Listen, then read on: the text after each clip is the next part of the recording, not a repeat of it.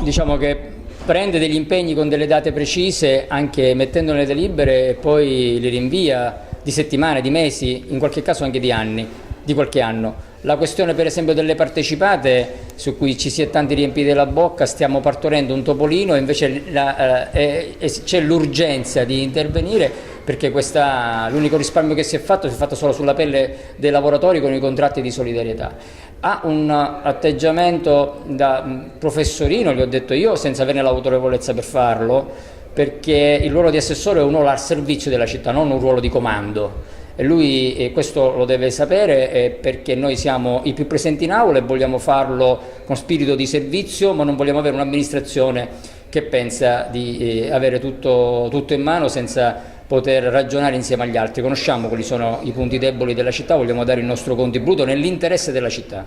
Noi proponiamo da mesi, in assenza di dialogo, per esempio la fusione di Sostare con OMT come in altre città, ma soprattutto proponiamo un intervento immediato, perché la riorganizzazione delle partecipate già a bocce ferme produce una serie di economie di scala che consentono dei risparmi notevoli. Invece abbiamo sentito nei mesi passati solamente autorizzazioni ad assunzioni a bandi per l'assunzione di giornalisti, con altri che ce n'erano già nell'azienda, per esempio in Mattia, o di direttori generali, mentre i lavoratori mettevano in contratti di solidarietà. Ecco, noi vogliamo che si realizzino le economie di scala, perché vogliamo delle partecipate che funzionino per la città, e vogliamo trovare i soldi anche, per esempio, per quelle categorie deboli che rischiano di subire dei danni e dei gravi tagli. Noi su questo vogliamo confrontarci. I tempi non sono una variabile indipendente, sono importanti nelle scelte politiche e nelle scelte dell'amministrazione. Questo l'assessore Girlando, nonostante le nostre pressioni, non l'ha ancora voluto capire e pretende di darci pure delle lezioni che noi non accettiamo.